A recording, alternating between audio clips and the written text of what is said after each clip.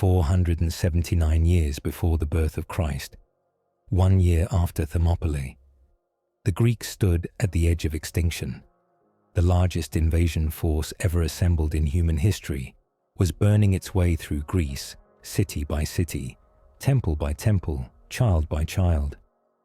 King Xerxes of Persia commanded over 300,000 soldiers. His empire stretched from Egypt to India. He had already killed the 300 Spartans at Thermopylae. He had burned Athens to the ground. Every Greek city that resisted was annihilated, its men executed, its women enslaved, its children scattered. The Greeks were losing. But there was one problem Xerxes hadn't accounted for. The Spartans were still alive, and Spartans never forgot. They never forgave, and they were about to teach the Persian Empire what happens when you kill their king. Today, we're exploring the Battle of Plataea, where 10,000 Spartans led a Greek coalition that slaughtered over 120,000 Persian soldiers in the single bloodiest day of ancient warfare. This wasn't just a battle. This was vengeance, and when it was over, Persia would never threaten Greece again. The year before Plataea, King Leonidas of Sparta led 300 warriors to a narrow mountain pass called Thermopylae. For 3 days, they held back the entire Persian army. Hundreds of thousands of soldiers couldn't break through. Xerxes watched his elite troops die in waves against 300 men in bronze armor who refused to retreat. But on the 3rd day, a Greek traitor named Ephialtes showed the Persians a hidden mountain path that went around the pass. The Spartans were surrounded. Leonidas knew they were going to die. He dismissed most of the Greek allies and kept only his 300 Spartans and 700 Thespian volunteers. They fought to the last man. The Persians killed every single one of them. They cut off Leonidas's head and mounted it on a spike. Xerxes was so enraged by the casualties the Spartans had inflicted that he ordered Leonidas's body decapitated and crucified, an act considered the ultimate desecration in Greek culture. Then Xerxes continued south. He burned the city of Athens, the Acropolis, the temples, the homes, everything reduced to ash. Greek refugees fled to the island of Salamis. It looked like Persia had won. Greece was finished. But the Spartans who survived Thermopylae carried news back to Sparta. And when the Spartan assembly heard what had happened to their king, something shifted in the air. Sparta was not like other Greek cities. Athens had philosophy and democracy. Corinth had trade and wealth. Sparta had one export: violence. Spartan boys were taken from their mothers at age 7 and trained for 13 years in the most brutal military system ever created. They learned to endure starvation, pain, and fear without flinching. By age 20, a Spartan warrior was the most lethal infantry soldier in the world. And now, for the first time in Spartan history, their king had been killed and dishonored by a foreign invader. Every Spartan warrior knew what this meant. Revenge wasn't optional. It was sacred duty. But Sparta had a problem. Their entire military system was built on slave labor. The Helots, enslaved Greeks who outnumbered Spartans 7-1, worked the fields while Spartans trained for war. If the entire Spartan army left the city, the Helots might revolt. Sparta could conquer Persia abroad and lose everything at home. The Spartan assembly debated for months. Meanwhile, Xerxes consolidated control over Greece. Persian governors ruled Greek cities. Persian taxes drained Greek wealth. It seemed like the Spartans would never come. Then a Greek general named Aristides convinced Athens and the other Greek cities to send embassies to Sparta with a simple message: if you don't march now, Greece dies. And if Greece dies, eventually Persia will come for Sparta anyway. You can fight them in Greek cities with Greek allies, or you can fight them alone in the ruins of Sparta surrounded by rebellious slaves. Choose. The Spartan assembly chose war. They mobilized 5,000 Spartan hoplites, the largest force Sparta had fielded in a generation. But they did something unprecedented. They also mobilized 5,000 perioikoi, free non-citizens who lived in Spartan territory and fought alongside Spartans in battle. This combined force of 10,000 heavy infantry would form the core of the Greek army. Command went to Pausanias, nephew of Leonidas, and regent for Leonidas' young son. Pausanias was 25 years old. He had grown up hearing stories of his uncle's greatness. Now he would lead the Spartan revenge with his uncle's sword and armor, carried into battle as sacred relics. The Spartans marched north. As they moved through Greek territory, other cities joined them. Athens contributed 8,000 hoplites. Corinth brought 5,000. Megara, Tegea, Plataea, and dozens of smaller cities added their forces. By the time the Greek coalition reached Boeotia in central Greece, Pausanias commanded roughly 40,000 hoplites plus another 30,000 light infantry. This was the largest Greek army ever assembled, but it was still outnumbered 3-1. The Persian commander was Mardonius, one of Xerxes' best generals. After the Persians lost the naval battle at Salamis the previous year, Xerxes had retreated to Asia with most of his fleet, but he left Mardonius with the land army to finish conquering Greece. Mardonius commanded approximately 150,000 soldiers. 40,000 were elite Persian and Median cavalry, the finest horsemen in the world. 30,000 were Persian infantry, trained from childhood in archery and close combat. The rest were levies from conquered territories. Bactrians, Scythians, Indians, Egyptians, all equipped and trained to Persian standards. Mardonius established his main camp near the city of Plataea in Boeotia. He built a wooden fort large enough to shelter his entire army if needed. The fort's walls were 10 feet high, built from timbers cut from local forests. Inside the fort, Mardonius stored enough food to sustain his army for months. His cavalry controlled the plains, making it nearly impossible for the Greeks to maneuver. His archers could shoot 15 arrows per minute with effective range of 200 yards. Against Greek hoplites carrying only spears and swords, this range advantage should have been decisive. The Greeks arrived and took position on the slopes of Mount Cithaeron, high ground overlooking the Persian camp. For 10 days, neither side attacked. Mardonius sent his cavalry to harass the Greek supply lines. Persian horsemen would charge, shoot arrows, and retreat before the Greek infantry could engage. They poisoned the Greeks' water source. They captured supply convoys. The Greek position deteriorated daily. Pausanias needed to either force a battle on favorable terrain or retreat before his army starved. On the 10th night, Pausanias ordered a tactical withdrawal to a new position near the city of Plataea, where fresh water was available. The movement was supposed to happen under cover of darkness in organized units. It went disastrously wrong. Some Greek contingents retreated too early.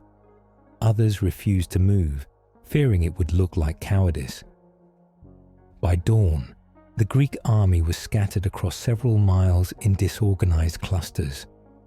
When Mardonius saw this chaos, he thought the Greeks were fleeing in panic. He ordered an immediate full attack. This was the moment Mardonius had been waiting for.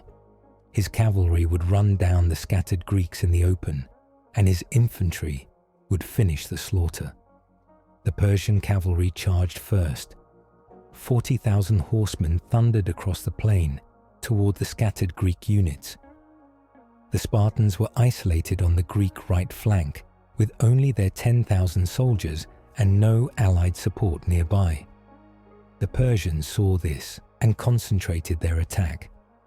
20,000 cavalry bore down on the Spartan position. The Spartans formed a phalanx, a tight formation of overlapping shields and protruding spears 8 men deep. Each Spartan carried a hoplon shield 3 feet in diameter made of bronze-covered wood. The shields locked together, forming a wall. Each man's shield protected the man to his left. The formation only worked if no one broke. The Persian cavalry smashed into the Spartan phalanx like a wave hitting a cliff. Horses cannot charge directly into a wall of spears. They instinctively veer away at the last moment. The Persian riders shot arrows as they approached, wheeled away, then charged again. Arrows rained on the Spartan shields. Bronze deflected most shots, but some found gaps. Spartans fell. The cavalry charged again and again. The Spartans held. They didn't chase. They didn't break formation. They waited. Mardonius, watching from the Persian center, saw his cavalry failing to break the Spartans. He made a decision that would cost him everything. He committed his elite infantry. 30,000 Persian foot soldiers advanced in a disciplined formation. These were professional soldiers.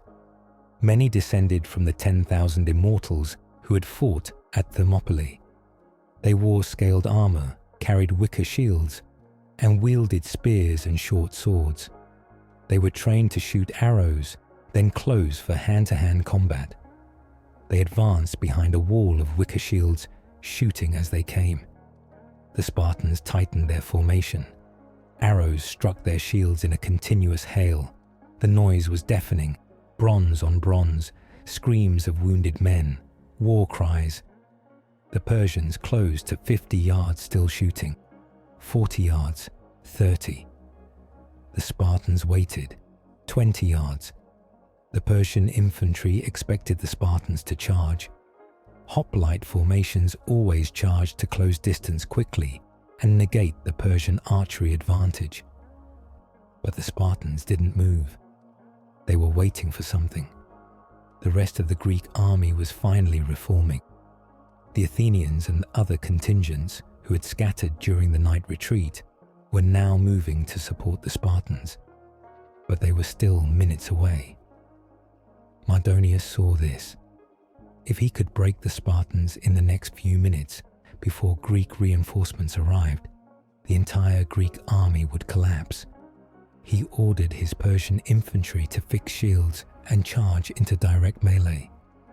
30,000 Persians advanced. The Spartans braced. The two formations collided. The sound was like 1,000 blacksmiths hammering anvils simultaneously. Persian wicker shields splintered against bronze Spartan shields. Spartan spears punched through Persian armor. The Persians pushed with raw numbers, trying to use their 3-to-1 advantage to overwhelm the Spartan line through mass. For every Spartan, there were 3 Persians pressing forward. The Spartan line compressed but didn't break. This was what 13 years of training created. The ability to hold formation while men died around you. The battle became a grinding horror. In the front rank of the phalanx, combat was face to face. Spartans thrust spears over their shields into Persian faces and throats. When spears broke, they drew short swords and stabbed upward into Persian groins and armpits where armor was weakest. The Persians slashed and hacked with scimitars, trying to break Spartan shields or find gaps in armor. Men slipped on blood and were trampled. The wounded screamed. The dead piled up. The front rank of both armies was a charnel house. But the Spartans had one advantage the Persians didn't. Every Spartan in that phalanx had trained with the men beside him since age 7. They knew each other's movements instinctively. When the man in front fell, the man behind stepped forward without hesitation. The phalanx operated like a single organism. The Persians were brave and well trained. but they were individuals fighting as a group. The Spartans were a group fighting as one entity. Minutes passed. The Persian advance stalled. They couldn't break the Spartan line. Mardonius, wearing distinctive purple and gold armor, rode forward on horseback to rally his troops personally. He positioned himself just behind the front line, shouting encouragement.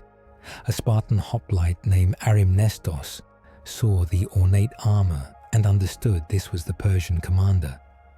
Arimnestos pushed forward through the press of bodies, angled his spear, and hurled it. The spear struck Mardonius in the temple. The Persian general fell from his horse, dead before he hit the ground. The effect was immediate and catastrophic. The Persians near Mardonius saw their commander die. Panic rippled outward. The Persian infantry, which had been pushing forward in disciplined ranks, hesitated. That moment of hesitation was fatal. The Spartans surged forward. The phalanx advanced as one coordinated mass, pushing the Persians backward. The Persians began to retreat. The retreat became a rout. At this moment, the Athenian contingent arrived on the battlefield. 8,000 fresh Athenian hoplites slammed into the Persian left flank. The Persians were now trapped between the advancing Spartans on one side and the Athenians on the other. The Persian army disintegrated. Soldiers threw down their weapons and ran. The Spartans didn't stop. This wasn't a battle anymore. This was an execution. The Persians fled toward their fortified camp. Tens of thousands of soldiers tried to squeeze through the camp gates simultaneously. The Spartans caught them in the open and slaughtered them in clusters. Men fell and were trampled by their own comrades. The Spartans methodically worked through the fleeing mass, killing everyone they could reach. Bronze spears punched through backs. Swords severed limbs. The Spartans had waited 1 year for this. Every Persian who died was payment for Leonidas. The survivors reached the wooden fort and barricaded themselves inside. The fort walls were 10 feet high and defended by thousands of Persian archers. The Spartans had no siege equipment. They should have stopped at the walls and waited for siege towers or starvation to force surrender. Instead, they attacked immediately. The Spartans tried to scale the walls by building human pyramids, standing on each other's shoulders to reach the top. Persian arrows cut them down. The walls held. Then the Athenians arrived. The Athenians had experience with siege warfare that the Spartans lacked. They brought forward timbers and shields, built mobile barriers to protect men approaching the walls, and started battering through the wooden gates with logs. The Persians defending the walls shot arrows until their quivers emptied. When the Athenians breached the gate, the Spartans poured through. What happened inside that fort was a massacre. The Persians inside were trapped with no escape route. The Spartans moved through the camp, killing everyone. Contemporary sources describe the slaughter as so intense that the Spartans were wading through blood. Ancient historians claim that of the 150,000 Persians at Plataea, only 40,000 survived to retreat back to Asia. 110,000 dead in a single day, the largest death toll in ancient warfare. The Spartans found the Persian treasury inside the fort. Gold, silver, gems looted from across the Persian Empire. Pausanias ordered it distributed among the Greek cities according to their contribution to the battle. The Spartans took enough gold to build monuments but refused to take excessive wealth. They were warriors, not merchants. The surviving Persians fled north toward the Hellespont, the strait between Europe and Asia. Greek forces pursued them for weeks, killing stragglers. The Persian invasion of Greece was over. The consequences of Plataea echoed for generations. Persia never again attempted to conquer mainland Greece. The Persian Empire, which had seemed invincible, had been broken by Greek hoplites fighting for their cities. The victory established Greek military superiority that would last until Alexander the Great conquered Persia 150 years later. It proved that heavy infantry in tight formation could defeat cavalry and archers despite being outnumbered. Every Western military for the next 1,000 years studied Plataea. For Sparta specifically, Plataea cemented their reputation as the ultimate warriors. The story of how 10,000 Spartans had held the line against overwhelming numbers, while the rest of the Greek army reformed, became legend. Pausanias returned to Sparta a hero. The Spartans built monuments to the fallen. They inscribed the names of the 300 who died at Thermopylae on stone. And they made sure every Spartan boy learned what had happened. When you kill a Spartan king, the Spartans will find you. They will march across any distance. They will fight any odds, and they will make you pay in blood. But Plataea also revealed something darker about Greek culture. After the battle, the Greeks executed Persian prisoners and enslaved Persian camp followers. Ancient sources describe Greek soldiers hunting down fleeing Persians for sport. The distinction between warfare and revenge became blurred. The Spartans weren't just defending Greece. They were punishing Persia for Thermopylae. The savagery of the fort massacre wasn't military necessity, it was payback. Modern military historians study Plataea for its tactical lessons, the importance of disciplined infantry formation, the vulnerability of cavalry against prepared spear walls, the decisive impact of killing enemy commanders, the catastrophic consequences of disorganized retreats. But the ancient Greeks remembered Plataea for a different reason.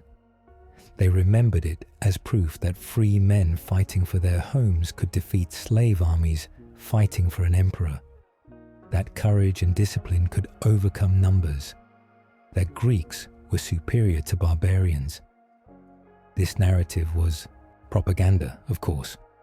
The Persians weren't slaves. They were professional soldiers from a sophisticated empire.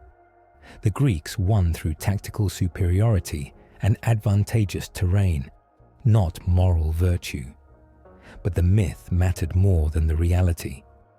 The idea that Western civilization defended itself at Plataea against Eastern tyranny became foundational to European identity. Every time a Western power faced an Eastern enemy for the next 2,000 years, someone would invoke Plataea. The Battle of Plataea was the culmination of one of history's greatest military campaigns. Xerxes had invaded Greece with the largest army ever assembled to that point. He had conquered most of the country. He had burned Athens and killed Sparta's king. Victory seemed certain, but the Greeks found a way to fight on ground that negated Persian advantages. They concentrated their forces at decisive points, and when the moment came, Spartan discipline held the line long enough for the larger Greek coalition to turn the battle into a rout. 10,000 Spartans didn't win Plataea alone. The Athenians were critical. The other Greek cities contributed thousands of soldiers. The final Greek army numbered 70,000. But it was the Spartan core that held when the Persians committed everything to breaking them. Without those 10,000 Spartans standing firm against 30,000 Persians for those crucial minutes, the Greek army would have collapsed. The Spartans knew this. The other Greeks knew it too. After Plataea, when the Greeks voted on which city had contributed most to victory, Sparta won unanimously. Pausanias dedicated a bronze serpent column to commemorate the victory. The column listed all 31 Greek cities that fought at Plataea.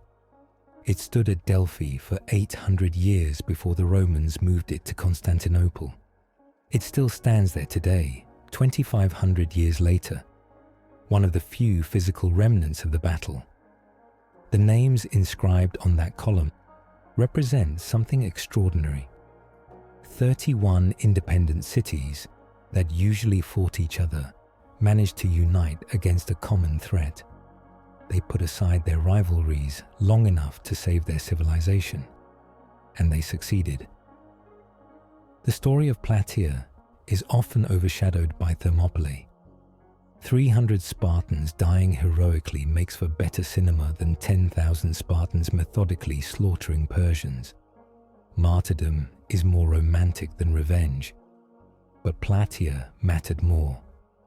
Thermopylae was a delaying action. Plataea was the decisive battle that ended the Persian threat permanently. Leonidas' sacrifice inspired the Greeks. Pausanias' victory saved them. When we remember the Persian wars today, we tend to focus on the moments of desperate courage. The Spartans at Thermopylae, the Athenian navy at Salamis. We forget the unglamorous reality of ancient warfare, the disease in camps, the logistical nightmares, the terror of facing cavalry charges, the grinding exhaustion of fighting in bronze, armor under the Mediterranean sun.